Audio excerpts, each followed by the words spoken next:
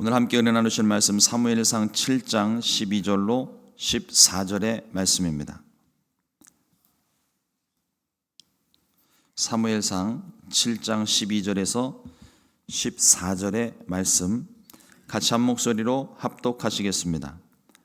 사무엘이 돌을 취하여 미스바와 센 사이에 세워 이르되 야훼께서 여기까지 우리를 도우셨다 하고 그 이름을 에벤에셀이라 하니라. 이에 블레셋 사람들이 굴복하여 다시는 이스라엘 지역 안에 들어오지 못하였으며 야훼의 손이 사무엘이 사는 날 동안에 블레셋 사람을 막으심에 블레셋 사람들이 이스라엘에게서 빼앗았던 성읍이 에그론부터 가드까지 이스라엘에게 회복되니 이스라엘이 그 사방 지역을 블레셋 사람들의 손에서 도로 찾았고 또 이스라엘과 아모리 사람 사이에 평화가 있었더라. 아멘.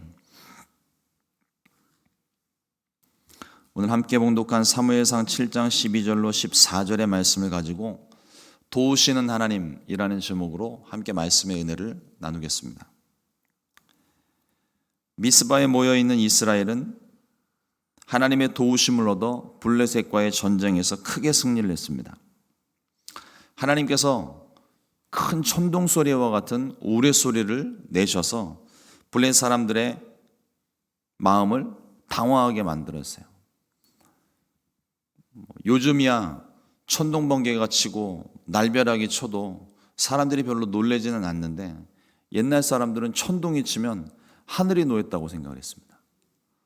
그래서 갑자기 전쟁을 앞두고 천둥 소리가 크게 울리니까 아마도 그런 의미에서 블레셋 사람들이 우리가 잘못 건드렸나 보다, 이런 생각을 하지 않았을까 생각이 됩니다. 성경에서는 그저 큰 우레소리, 천둥소리가 났다고만 되어져 있으니까 우리는 어떤 일들이 일어나는지는 모르겠지만 어쨌든 그 천둥소리도 하나님께서 소리를 내주셔서 이 블레셋 사람들의 마음이 간담이 서늘하게 만들어 놓고 그들끼리 우왕좌왕하게 만들어 놓고 그 결과 아무런 전쟁 준비도 하지 않은 이스라엘 백성들이 블레셋을 너무나도 쉽게 이겨버렸습니다. 얼마나 당황했는지 이 이스라엘에게 대패하고 미스바에서 벳갈 아래까지 도망치는 수모를 당했습니다. 벳갈 아래라고 하는 동네가 어디인지는 지금은 그 지역을 찾아볼 수 없고 다만 어느 정도쯤이겠다 생각을 하는 지역이 있는데 약 한 13km 정도? 그러니까 지금이야 13km 얼마 안 되는 것 같지만 13km면은 꽤 먼 거리죠. 그것도 전쟁의 준비도 하지 않은 이스라엘 백성들에게 쫓겨서 거기까지 밀려나갈 정도였으면 그야말로 대패를 한 겁니다. 대패. 이처럼 모든 우상을 제거하고 하나님에 대한 마음을 회복했던 이스라엘 민족은 다시 하나님께서 이끄시고 지키시는 하나님의 백성이 되었습니다. 우리가 그리스도인으로 살아간다라고 하는 것이 단순히 교회를 다니는 수준의 그리스도인을 말하는 것이 아닙니다. 교회를 다닌다고 우리가 다 그리스도인, 믿음 있는 사람이라고 말하지 않습니다. 정말 마음 가운데 예수님을 만난 사람, 예수님 마음 가운데 모셔드리고 그 말씀대로 순종하는 사람, 이런 사람을 우리가 예수 믿는 사람이라고 얘기를 하는 거죠. 근데 세상 가운데서는 그냥 교회 다니면 다 예수 믿는 사람인 줄 알아요. 우리 코로나 때 우리가 그거에 한번 되게 당했었죠. 신천지가 자기네들끼리 모여서 쑥떡쑥떡 하다가 코로나가 아무한테도 얘기 안 하고서 코로나가 그 안에서 확산이 되는 바람에 한국이 되게 한번 시끄러웠던 적이 있습니다. 초창기.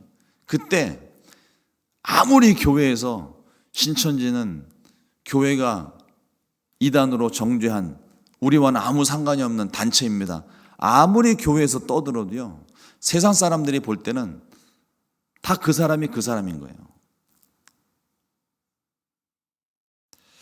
그리스도인으로 산다는 것 단순히 교회 다니는 수준의 의미가 아닌 것입니다. 이스라엘이 회개하고 하나님의 백성이 됐던 것처럼 지난날의 죄를 회개하고 예수님을 믿는 것입니다.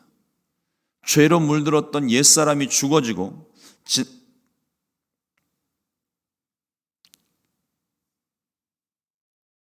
의롭게 새롭게 되는 것입니다.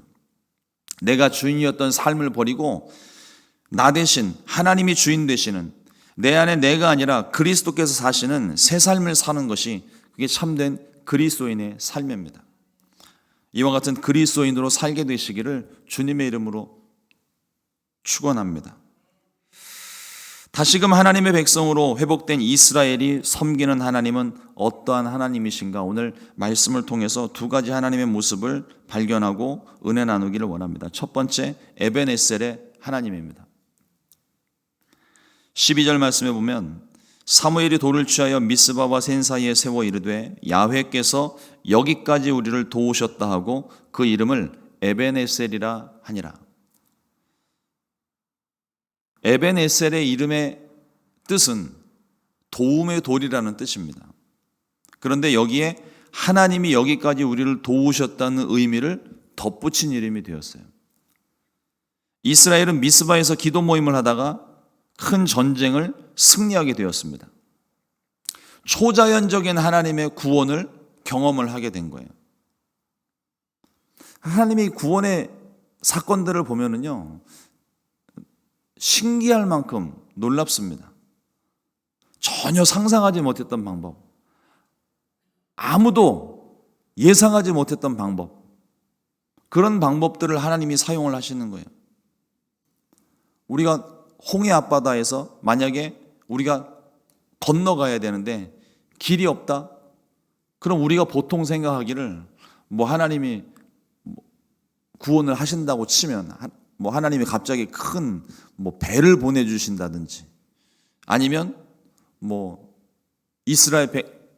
애굽의 군대가 쫓아오는 것을 로 막아서 못 오게 하신다든지 이런 생각들을 우리가 하기 쉬운데, 그나마 그것도 기적이라고 우리가 이야기를 하는 거죠. 사실 그런 것을 우리가 생각하기 쉬운데 하나님의 방법은 바다를 가르는 일이었었어요. 누가 그 바다가 갈라질 줄 알았겠습니까? 한 번도 상상해 보지 못한 일. 그러니까 이제는 이 경험을 우리가 가지고 있으니까 하나님께서 물이 가로막혀 있으면은 물을 갈라서 길을 내실 수 있는 분이구나. 우리 이제 그렇게 알고 있잖아요. 또 그렇게 생각을 했더니 이번에 또다시 어김없이 하나님께서 새로운 방법으로 물 위를 걸어오시는 기적을 행하시는. 하나님의 기적은요, 우리의 상상 그 이상입니다. 무엇을 우리가 아무리 신박한 상상을 한다 하더라도요, 하나님의 기적의 역사는 우리의 상상 그 이상입니다. 그 너머에 있습니다. 어떤 방법으로 우리를 도우실지 아무도 몰라요. 그러니까 기도하면서 하나님의 도우심을 내가 머릿속으로 이렇게 하나님이 도와주셨으면 좋겠다, 저렇게 하나님이 도와주셨으면 좋겠다, 상상도 하지 마세요. 그냥 하나님의 구원을 믿으십시오. 하나님께서 우리를 구원해 주실 때 그 구원의 방법은요, 전혀 아무도 상상하지 못했던 그런 방법들로 우리를 인도하십니다.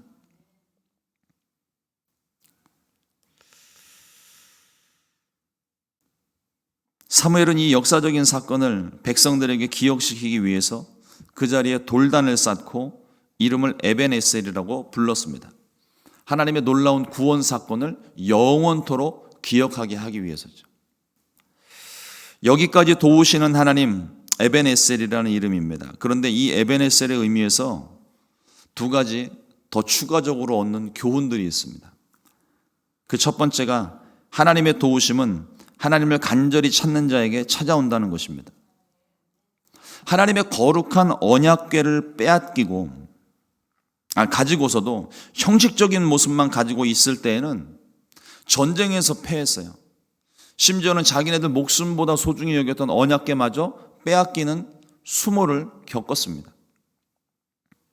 그러나 죄를 회개하고 하나님을 간절히 바랬을 때 놀라운 하나님의 구원이 일어납니다. 하나님을 예배할 때, 하나님을 찾을 때에는 온 마음과 정성을 다해 구하고 찾아야 되는 거예요. 이 이스라엘 백성들이 뭐 한 세대가 지나고 그 다음 세대가 그렇게 했다면 뭐 세대가 바뀌었으니까 또 하나님께서 새롭게 일으키셨구나, 뭐 이렇게 이해라도 할 수 있겠죠. 불과 7개월 전 사건입니다. 7개월 전에는 언약궤를 가지고 나갔다가 빼앗겼던 이스라엘 백성이 7개월 만에 언약궤가 돌아오고 미스바에 모여서 기도를 하더니 갑자기 사람들이 변했어요. 어제도 말씀을 나눈 것처럼 언약궤도 돌아왔겠다, 또 블레셋이 쳐들어왔으니까 이번엔 마음을 새롭게 하고 우리가 언약궤를 가지고 힘있게 한번 싸워봅시다, 뭐 이렇게 얘기할 수도 있을 법했는데 이스라엘 백성들이 어려움을 당하게 되니까, 전쟁을 만나게 되니까 하나님을 먼저 찾기 시작합니다.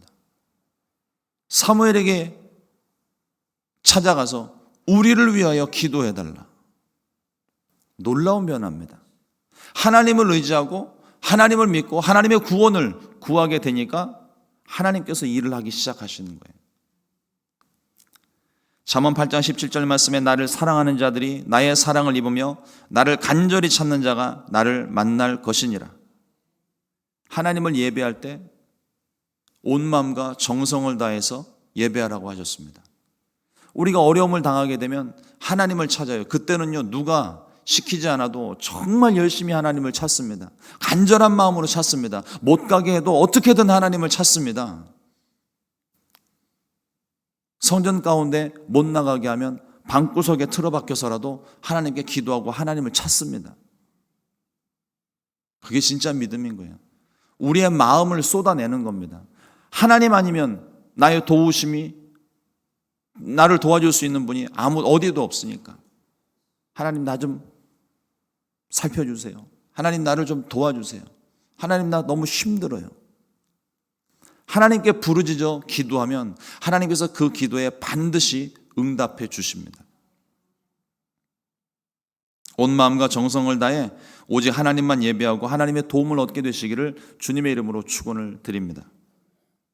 에벤에셀에서 또한 얻는 또 하나의 교훈은 하나님의 도우심과 구원이 에벤에셀에서 끝나지 않는다는 겁니다. 자칫 우리가 여기까지 하나님이 도우셨다 라고 하는 말 속에 거기에서 하나님의 은혜가 그쳐버린 것 같은 그런 느낌을 받기 쉽습니다. 그러나 하나님의 도우심과 구원은 에벨에서 끝나지 않습니다. 여기까지 우리를 도우셨다는 것이 끝을 이야기하는 게 아니에요. 여기까지 우리를 도우셨다는 것은 또 다른 새로운 시작을 말합니다. 하나님이 우리와 함께 하시면 여기뿐만 아니라 어느 곳이든 어떤 상황이든 어느 누구든 날마다 하나님의 구원을 경험할 수 있습니다. 13절 말씀에 이에 블레셋 사람들이 굴복하여 다시는 이스라엘 지역 안에 들어오지 못하였으며 야훼의 손이 사무엘이 사는 날 동안에 블레셋 사람을 막으시매. 뿐만 아니라 그 다음 말씀에 보면 블레셋에 의해 빼앗겼던 성읍들도 다시 회복할 수 있게 하셨습니다. 전적인 하나님의 은혜죠. 하나님께서 인정하셨던 하나님 마음에 합한 사무엘이 이스라엘을 다스리는 동안에 블레셋은 감히 이스라엘을 침범할 수가 없었습니다. 이미 패배의 아픔을 가지고 있기 때문에 저 사무엘이라는 사람이 하나님의 선지자가 있는데 이 사무엘이 있는 동안에 우리가 이스라엘을 건들면 안 되겠구나. 그들이 더 이상 이스라엘 땅을 넘보지를 못했습니다. 하나님이 지키시고 사무엘이 지키고 있었기 때문입니다. 하나님의 은혜는 에벤에셀에서 끝나지 않습니다. 지금도 성령으로 우리와 함께 하시며 여전히 우리를 돕고 계십니다. 보혜사 성령님, 우리를 도우시고 위로하시는 하나님이시라는 거예요. 그러니까 내가 어려울 때마다 하나님께 기도하는 겁니다. 하나님, 나를 도와주십시오. 하나님, 나 너무 마음이 아파요. 그러면 성령께서 우리 가운데 말씀을 주시고 위로의 말씀으로 내가 너와 함께한다, 내가 너를 도울 것이다, 내가 너를 지킬 것이다, 약속의 말씀을 끊임없이 우리 가운데 주시면서 우리의 마음을 위로해 주시고 우리의 마음이 든든하게 해주시고, 그래서 그 믿음이 회복될 수 있게 해주시고, 마침내 그 믿음으로 말미암아 모든 문제를 넉넉히 이길 수 있게 우리를 도우신다는 거예요.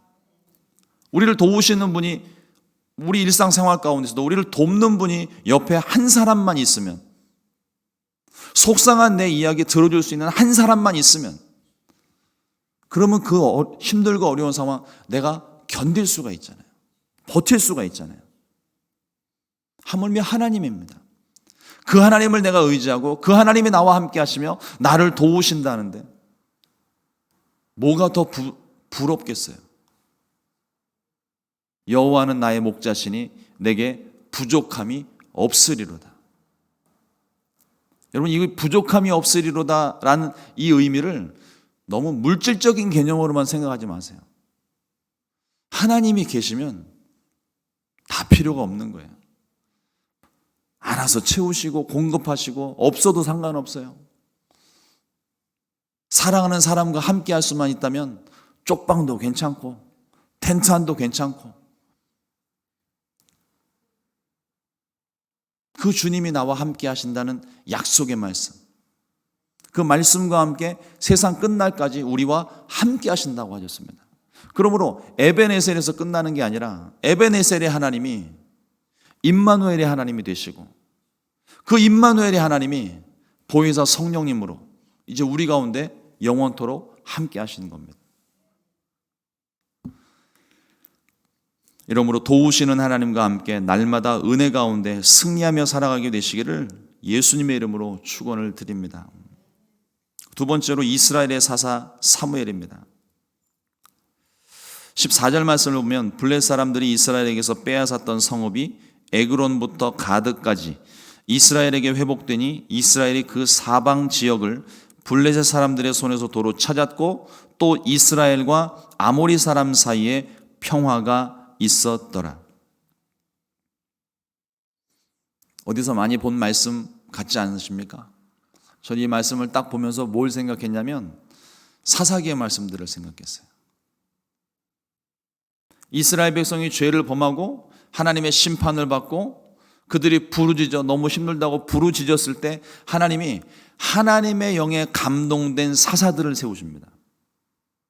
근데 그 사사들이 갑자기 일어나서 뭐 연약한 한두 사람, 어떤 때는 여인도, 어떤 때는 사람들에게 외면받던 그 한 사람을 통하여서 하나님이 이스라엘을 구원하세요.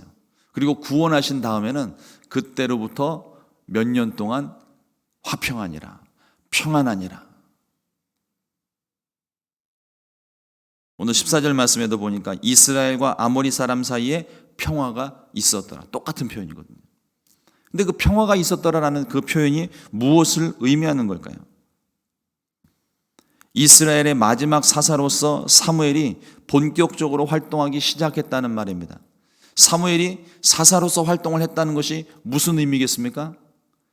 하나님은 사사를 통하여서 이스라엘을 통치하고 계셨던 거예요. 아직까지 이스라엘에 왕이 없습니다. 왕이 없었지만 그 나라가 존재할 수 있었던 이유는 하나님이 사사들을 통하여 이스라엘을 통치하고 계셨기 때문이에요.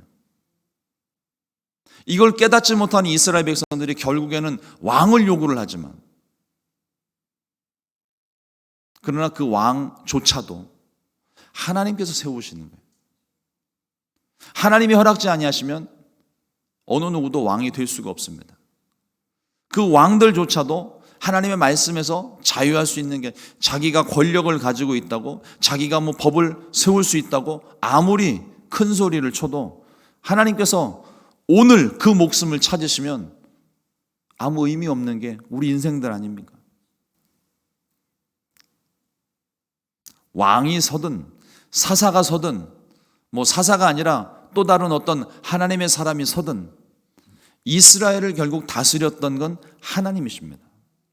저와 여러분들의 삶도 마찬가지예요. 지금 우리에게 뭐 왕이 없고 사사가 없고 뭐 자기 마음에 드는 제사장이 없다 할지라도 이제는 그와 같은 것들이 중요한 것이 아니라 내 마음 가운데 임하신 하나님, 나와 지금 함께 하시고 내 삶의 주인 되신 하나님, 그 하나님의 음성을 듣고 사는 것이 하나님의 통치를 받는 삶입니다.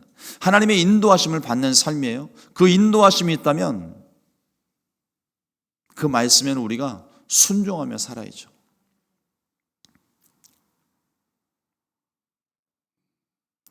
하나님은 이스라엘의 사사를 통해서 다스리시고 구원하셨습니다. 하나님은 마지막 사사였던 사무엘을 통해 이스라엘을 구원하시고 다스리셨습니다. 그 모습이 지금 기록되고 있는 거예요. 몇 군데 지역들을 돌아다니면서 순회 전도자처럼 그 땅에 정기적으로 찾아가서 그 땅을 다스리고 그 나라를 다스리고 하나님의 말씀을 전하고 뜻을 전하는 그 사명을 감당했습니다.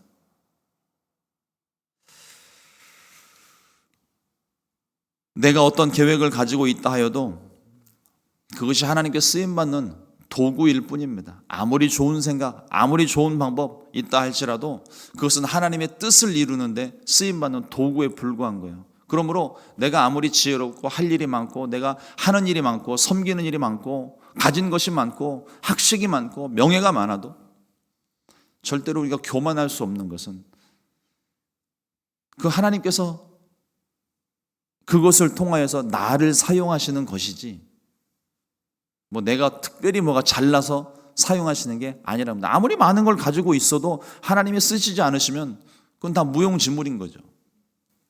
그러나 아무리 없어도 내가 하나님께 쓰임받고자 하는 마음, 간절히 찾는 마음으로 하나님을 의지한다면 하나님은 그 한 사람 그 한 사람을 사용하셔서 하나님의 역사를 이루어 가십니다. 내가 부족한 것이 문제가 되는 게 아니에요. 내가 연약함이 문제가 되지 않아요. 내가 나이가 어리고 가진 것이 없는 게 문제가 되질 않아요. 하나님이 쓰시겠다고 하시면 얼마든지 사용하실 수가 있습니다. 부족하면 부족한 대로 하나님이 더 채우셔서 사용을 하시고 연약하면 연약한 대로 더 힘있게 하셔서 또 사용하시고 바다를 가르시는 분이 죽은 자를 살리시는 분이 못하실 일이 뭐가 있겠습니까? 그러므로 우리의 삶을 하나님께 내어드리고 하나님 저를 사용해 주십시오. 하나님의 뜻을 위하여 저를 사용하십시오. 마치 오병이어의 기적 가운데 어린아이의 도시락이 하나님 주님께 들려지면서 주님 이것이면 되겠습니까? 그 고백과도 같이 저와 여러분들의 삶 가운데 하나님 내가 참 부족하고 연약한데 하나님 나라도 괜찮으시겠습니까? 그러면 주님이 사용하십시오. 나에게로 임하셔서 주님이 사용하셔서 하나님의 뜻을 이루어 가십시오. 하나님 우리 순복음 시카고 교회를 주님께서 사용하셔서 하나님의 뜻을 이루시옵소서.